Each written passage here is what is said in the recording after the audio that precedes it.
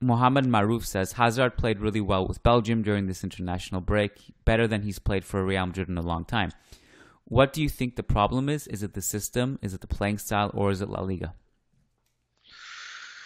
Well, first of all, I wasn't as excited as some people were with Hazard. I didn't see Belgium's second game during the FIFA break. I just saw the first one, and I wasn't as excited as some people I read on Twitter. I thought he did okay, but You he can wasn't. just I don't name think. me if you want.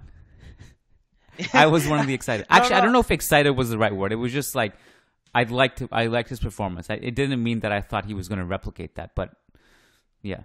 Yeah, I just think that it wasn't spectacular, it wasn't mind blowing or anything. To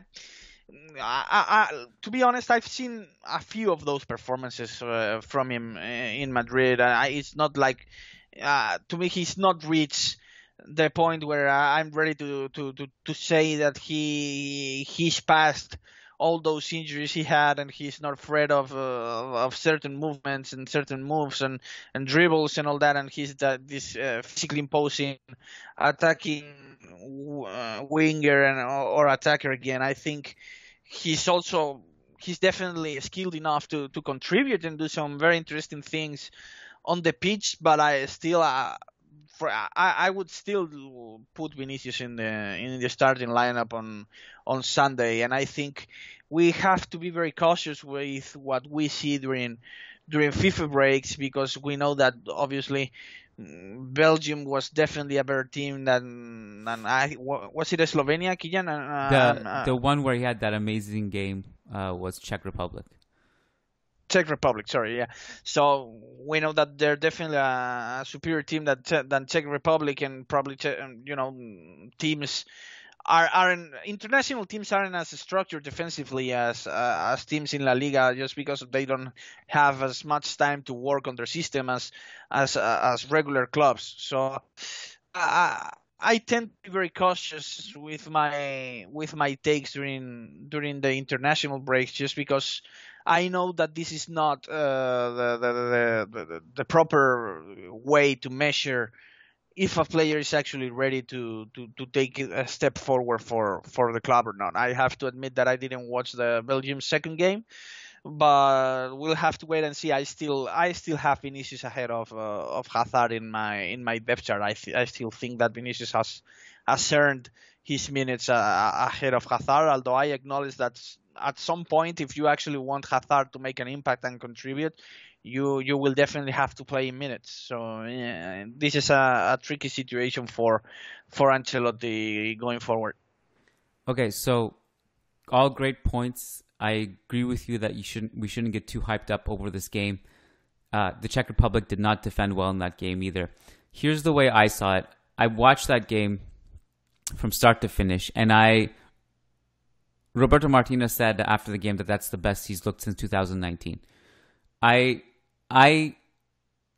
assessment was that I think that's the best Hazard has played. Probably that's the closest thing we've seen to his Chelsea days.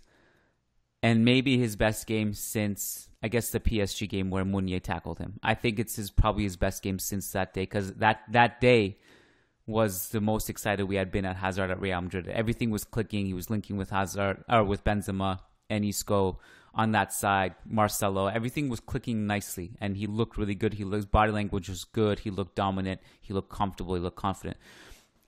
This is the best I've seen him since that day, probably. But, and the question is from Mohammed. He says, what do you think the problem is? Is it the system? Is it the playing style of La Liga? Why can't we get that version of Hazard? Well, here's what happened during that Czech Republic game. Roberto Martinez played with a 3-4-3, and the wide wing back was Yannick Carrasco, and Hazard was the attacking left forward. And we don't have that. That doesn't exist in Real Madrid, so that's one thing. But that doesn't mean you can't put Hazard in a more central role. It is interesting because Hazard played, like Carrasco took the wing, and Hazard played a more central role. And this is what we've been always advocating, like, can you put Hazard more central and Vinicius on the left so you can get them both to coexist? And I think it's obviously tough, and it hasn't looked great so far since we've done that. And I don't see Vinicius ever playing the left wing-back position the way Carrasco does for Atleti and Belgium. and also we have like 500 left backs who would play that role instead anyway. Right. But the idea of Hazard in that role, I'll tell you my assessment of him. Offensively, he was great. He had 7 key passes. He probably should have had at least 2 assists, given his teammates weren't finishing, and he scored a beautiful goal. Some of his passing was fantastic. His turns were great. He did play more in the middle, but he also had a very loose role defensively. Like, I think it's one thing to say the Czech Republic didn't defend and La Liga teams will be more compact. His role in that game was basically to show between the lines, get the ball, and run up the field with the ball, carry the ball, and find a through ball to Lukaku or something.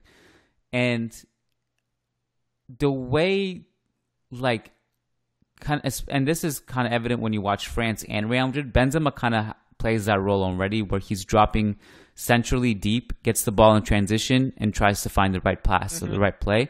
Right. And also Hazard defensively in that game was not good. He did not mark anyone. He wasn't cutting off passing lanes, and he wasn't doing much. And so, he's not going to do that the way Vinicius does at Real Madrid. So those are, I think, some of the barriers that you're going to run into if you want to have him play that role with Real Madrid. I'm also if you get the Chelsea version of Hazard, I think it's worth opening up that role for him. But I don't know if you want to go out of your way to open up that role for him now. If you get this, like, the current version of Hazard, I'm just not sure if you can get back to that Chelsea version to justify doing that when you already have other players in the team that also need playing time. So those are just, I'm not saying yes or no. Those are some barriers, I think. Sorry.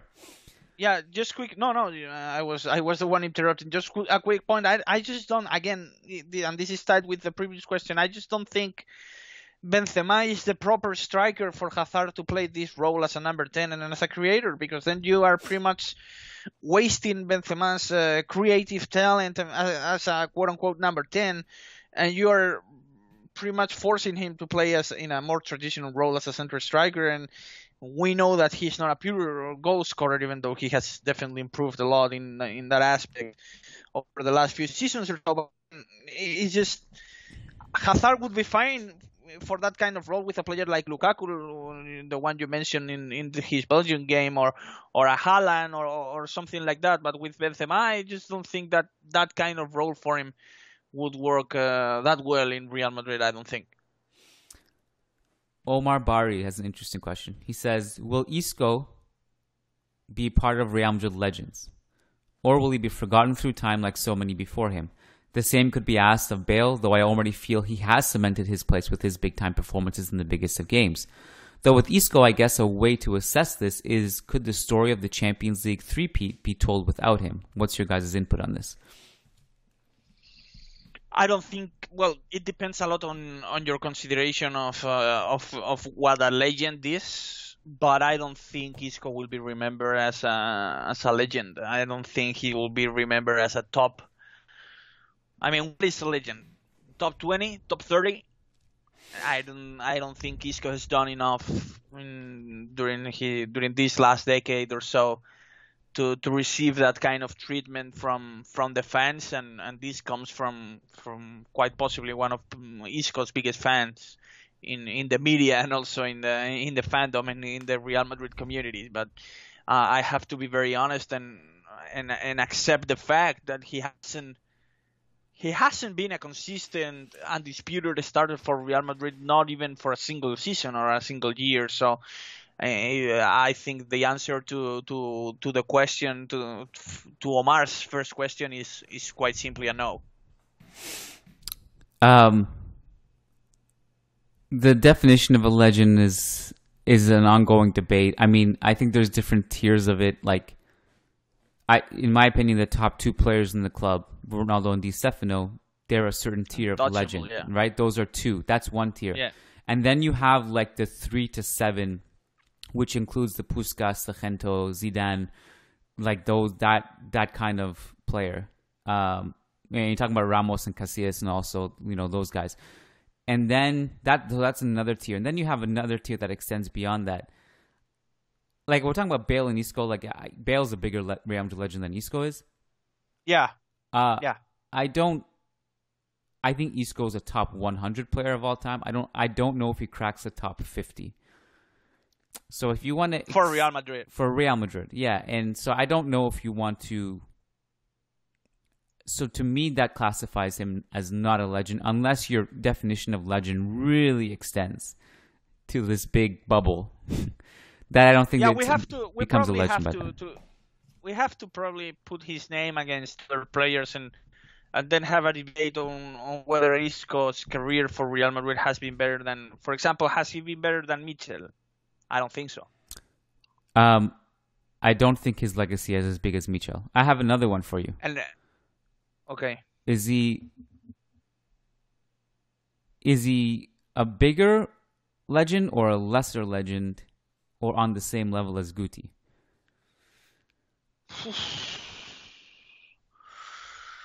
that's tough. My heart wants to say that lesser, but I think he's been more consistent than Guti for his career. But Guti, these sparks from Guti, we got like 5 or 6 of them every season, were unforgettable. Whereas Isco was more consistent, but maybe not as brilliant. That's a tough comparison. I would probably say, just because of the fact that Guti comes from the academy and all that, Isco ranks below Guti in the discussion, I would think. Guti also has more longevity, more versatility. He also himself has contributed to 2 Champions League titles, multiple league titles. Isco has too, to be fair. I of course, yeah. No, that I'm not debating. Okay, I'm just also bringing to light like a lot of Isco's legacy will come down to especially that 16-17 season, particularly, right? Right. Which he was phenomenal. But it's not like Guti hasn't had major contributions to Champions League runs, and actually, 3 Champions League titles he was important in, because Guti also was quite important in that run up to the 8th in Paris, right? Was that the 8th or the 9th? Right. That was the 8th. The 8th, Paris yeah. Is the 8th, yeah. When that was before the Galacticos joined, even. So, yeah, I think Guti has a lot of longevity. He's been a striker when you needed him to be a striker, scoring multiple goals. He's been a deep-lying midfielder. He's played defensive midfielder. He was also part of the second Galactico generation, where he was really good linking up with Ronaldo and Benzema. Remember that? So yeah, I think Guti is slightly higher than Isco, but I also think Isco is above like another tier of playmakers, which is like, I put Isco above Di Maria. I put Isco above Ozil. Well, yeah, that's for sure. Yeah, like those guys, yeah. Yeah, those only stayed for 2, 3, 4 seasons even.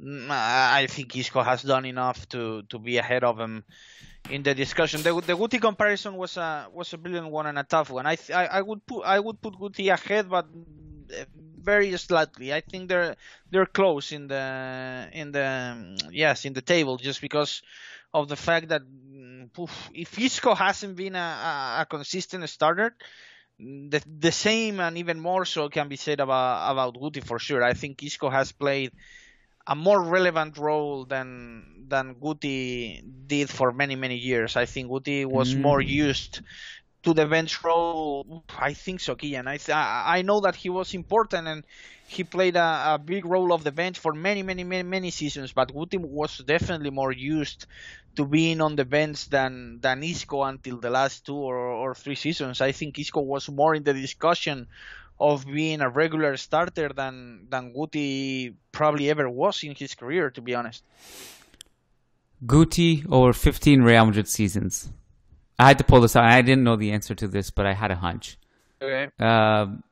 15 Real Madrid seasons, 22,600 minutes. Isco over 9 seasons, 12,940 minutes. So if you average it out, sure. If you average it out, Guti played more on a per game basis than Isco did. He also Isco started 145 times in those 9 seasons, and Guti with 6 more seasons started 229 times. So that's why I also said Guti has the longevity that Isco hasn't had. Not yet anyway, unless Isco signs a new contract and he goes on to become more important again. That's kind of an unknown, right? So we could, if that happens, then we have to revisit this again. But as currently their current legacy is that Guti is, I think, a bigger Real Madrid legend than Isco is. Yeah, and even and also a more romantic one again. Certainly a fan favorite. Guti has. Yeah, exactly. Do you think that Guti's legacy became better though after he retired? Like, because when he was playing, he wasn't as mythical as he is now. I feel like with time, we remember all the things we loved about him more so. Like, and I wonder if that happens with Isco too.